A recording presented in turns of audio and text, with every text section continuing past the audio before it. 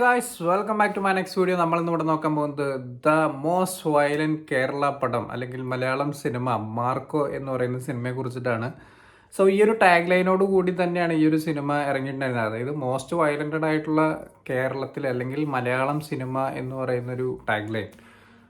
ആ ഒരു സംഭവം ഈ ഒരു സിനിമയ്ക്കകത്ത് നല്ല വെട്ടിപ്പായിട്ട് ഇവർ ചെയ്തു വെച്ചിട്ടുണ്ട്. എസ്പെഷ്യലി സെക്കൻഡ് ഹാഫിനകത്തൊരു പോർഷനൊക്കെ ഞാൻ പറയുന്നില്ല, കണ്ട് തന്നെ അറിയാം. ചില ആൾക്കാർ ഇപ്പോൾ എന്താ പറയുക, ലോല ഹൃദയന്മാരെന്നൊക്കെ പറയില്ല, അവരൊക്കെ കണ്ണ് പൊത്തിയിരുന്ന് പോകുന്ന കുറച്ച് സീക്വൻസുകളുണ്ട്. എൻ്റെ പൊന്നോ, ഒരു രക്ഷയില്ല. ഇപ്പം നിങ്ങൾ ഈ വയലൻസ് എന്ന് വിചാരിക്കുന്ന സമയത്ത് നായകൻ മാത്രം വയലൻസ് എന്ന് മാത്രം വിചാരിച്ച് പോകരുത്. വില്ലന്മാരുടെ അതിഭീകരത്വം കാണിക്കുന്ന കുറച്ച് സീക്വൻസുകളുണ്ട്. അതൊക്കെയാണ് ശരിക്കും പറഞ്ഞു കഴിഞ്ഞാൽ മലയാളം സിനിമ മിസ് ചെയ്തുകൊണ്ടിരുന്നത്. പണ്ടത്തെ മലയാളം സിനിമകളിലൊക്കെ ഇല്ലേ നല്ല സൂപ്പർ വില്ലന്മാർ, കട്ടയ്ക്ക് നിൽക്കുന്ന വില്ലന്മാർ, അങ്ങനത്തെ സാധനങ്ങളൊക്കെ.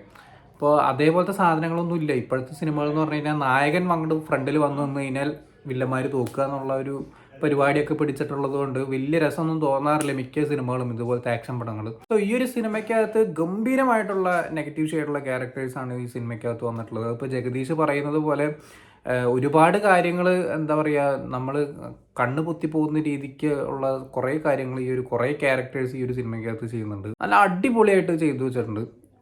പിന്നെ എടുത്ത് പറയാനുള്ളത് സിനിമോട്ടോഗ്രാഫി. ചന്ദ്രു സെൽവരാജൻ അങ്ങനെ എന്തോ ആണ് ആളുടെ പേര്. ആളുടെ സിനിമോട്ടോഗ്രാഫി സൂപ്പറായിട്ടുണ്ട്. ടെക്നിക്കൽ സൈഡ് നോക്കുമ്പോൾ ഒരു രക്ഷയില്ല. മെയിൻ സ്റ്റാർ എന്ന് പറയുന്നത് ഇതിൻ്റെ background score and musician Ravi ബാസുറാണ്. എൻ്റെ മോനെ പടത്തിൻ്റെ ആ ഒരു സ്റ്റാർട്ടിങ് മുതൽ എൻഡ് വരെ കൊടുത്തിരിക്കുന്ന ഓരോ ആക്ഷൻ സീക്വൻസിനും ഓരോ സ്കോർ കൊടുത്തിരിക്കുന്ന പോലെയാണ് എനിക്ക് ഫീൽ ചെയ്തത്. കുറച്ച് മാറ്റങ്ങളൊക്കെ വരുത്തി, ബീറ്റിനൊക്കെ മാറ്റം വരുത്തി നല്ല രസമായിട്ടുണ്ട്. ആ ഒരു ആക്ഷൻ്റെ സ്പീഡിനനുസരിച്ചിട്ട് കുറേ സാധനങ്ങൾ കൊടുത്തിട്ടുണ്ട്. എൻ്റെ അമ്മോ എന്ത് രസമായിട്ടാണ് ചെയ്തു വെച്ചേക്കുന്നത്, അടിപൊളി സാധനം. ഇനി അതുപോലെ പെർഫോമൻസിലേക്ക് എടുത്ത് പറയുകയാണെന്നുണ്ടെങ്കിൽ സൂപ്പറായിട്ട് ചെയ്തു വെച്ചിരിക്കുന്നത് സിദ്ദിഖ്, ജഗദീഷ്, ഉണ്ണിമൂന്തൻ, ഇവർ 3 പേരും. അതുപോലെ തന്നെ ജഗദീഷിൻ്റെ മകനായിട്ട് വരുന്ന ഒരു ക്യാരക്ടർ ഉണ്ട്. പിന്നെ പടത്തിൻ്റെ അവസാനത്തിലേക്ക് വരുമ്പോൾ ഒരു വില്ലൻ ക്യാരക്ടർ വരുന്നുണ്ട് സഹായിയായിട്ട്. ആളുടെ പോർഷൻ വെടിപ്പായിട്ട് ചെയ്യുന്നുണ്ട്. ഒരു 4-5 ക്യാരക്ടേഴ്സ് സൂപ്പർ എക്സ്ട്രാ ബ്രില്യൻ്റ് ആയിട്ട് ചെയ്തു വെച്ചിട്ടുണ്ട്.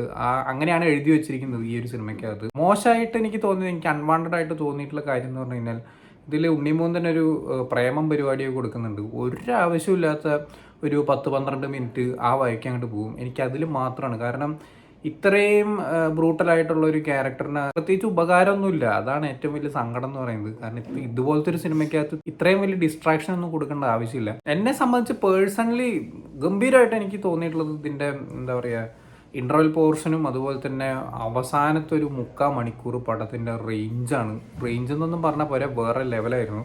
പിന്നെ VFX സൈഡിലേക്ക് വരുന്ന സമയത്ത് ഒരുപാട് മിസ്റ്റേക്ക് ആക്ഷൻ സീക്വൻസിനകത്ത് അവിടെ ഇവിടെയൊക്കെ എനിക്ക് തോന്നിയിരുന്നു. ചെറുത് ഇതൊന്നും പെട്ടെന്നൊന്നും ശ്രദ്ധിച്ചു എന്നൊന്നും വരുമൊന്നുമില്ല. അതുകൊണ്ട് ഞാൻ അതിനെക്കുറിച്ചൊന്നും പറയുന്നില്ല. കാരണം എന്താണെന്ന് വെച്ചാൽ ഉണ്ണിമൂന്തൻ അത്രയും എഫേർട്ട് ഇട്ടിട്ട് ആക്ഷൻ ചെയ്തിട്ടുണ്ട്.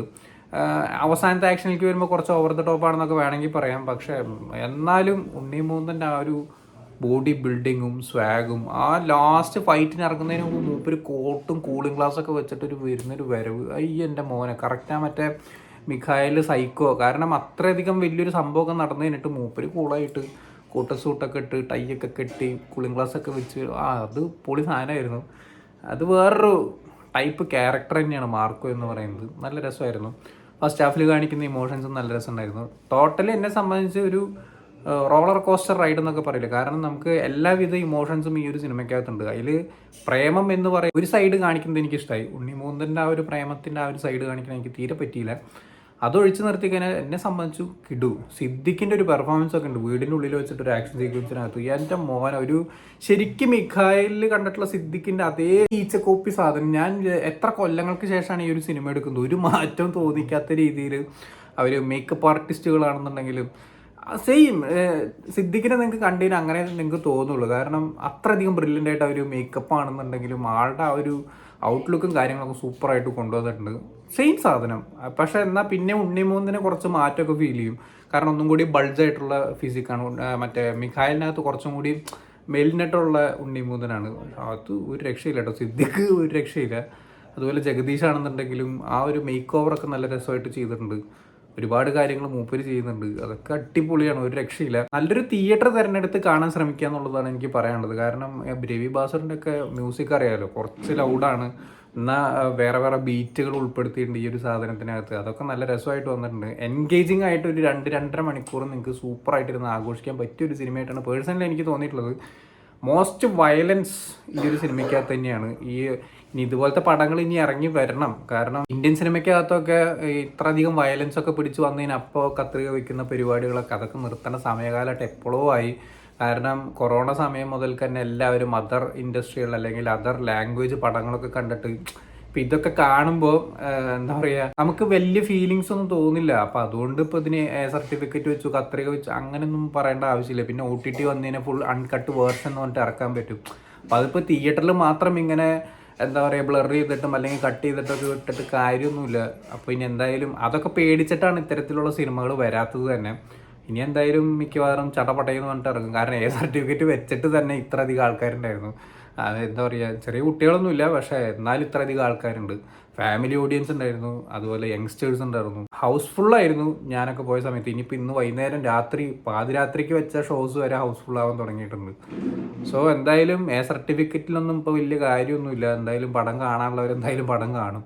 അപ്പോൾ എന്തായാലും ഇതുപോലത്തെ സിനിമകൾ ഇറങ്ങാൻ വേണ്ടിയിട്ടാണ് ഞാൻ ഇനിയും കാത്തിരിക്കുന്നത്. കാരണം ഇനി ഇതിന് മുകളിൽ എക്സ്പ്ലോർ ചെയ്യാനുണ്ട് മലയാളം സിനിമയ്ക്കകത്ത്. ഇപ്പോൾ വയലൻസ് ആണെന്നുണ്ടെങ്കിലും ഇപ്പോൾ ഒരുപാട് മിസ്റ്റേക്കുകൾ ഈ ഒരു സിനിമയ്ക്കുണ്ട്. പക്ഷേ അതൊന്നും കാണിച്ച് എന്താ പറയുക അതിനെ നെഗറ്റീവ് എന്ന് പറഞ്ഞ് എഴുതി കാണിക്കേണ്ട സാധനമൊന്നുമില്ല. പക്ഷേ ആ മിസ്റ്റേക്കുകളൊക്കെ തിരുത്തിക്കൊണ്ട്, അതായത് ഇപ്പോൾ ഒരു സിനിമ എന്ന് പറഞ്ഞാൽ എല്ലാം തികഞ്ഞിട്ടൊരു സിനിമയൊന്നും ആയിരിക്കുന്നില്ല. പക്ഷേ ആ മിസ്റ്റേക്കുകളൊക്കെ തിരുത്തിക്കൊണ്ട് ഇനി എന്ത് കാണിക്കാം, വയലൻസിൽ ഇനി എന്ത് കാണിക്കാം എന്നുള്ളതൊക്കെ ആലോചിച്ച് ഒരു പെർഫെക്റ്റ് ആയിട്ടുള്ള അല്ലെങ്കിൽ ഒരു പെർഫെക്റ്റിനോട് അടുത്ത് നിൽക്കുന്ന രീതിക്കുള്ള പടങ്ങൾ ഇനി ഇറങ്ങണം എന്നുള്ളത് തന്നെയാണ് എൻ്റെ ഒരു ആഗ്രഹം എന്ന് പറയുന്നത്. അത് ഇനി സംഭവിക്കും, എന്തായാലും 100% സംഭവിക്കുന്ന ഉറപ്പാണ്. അപ്പോൾ എന്തായാലും അടുത്തുള്ള നല്ലൊരു തിയേറ്റർ തന്നെ തിരഞ്ഞെടുത്ത് കാണാൻ ശ്രമിക്കുക. എന്തായാലും ക്രിസ്മസിൻ്റെ ആ ഒരു വെക്കേഷനിൽ വന്നിട്ടുള്ള രണ്ടാമത്തെ പടം റൈഫിൾ ക്ലബ്ബ് ഇന്നലെ കണ്ടു, ഇഷ്ടപ്പെട്ടു.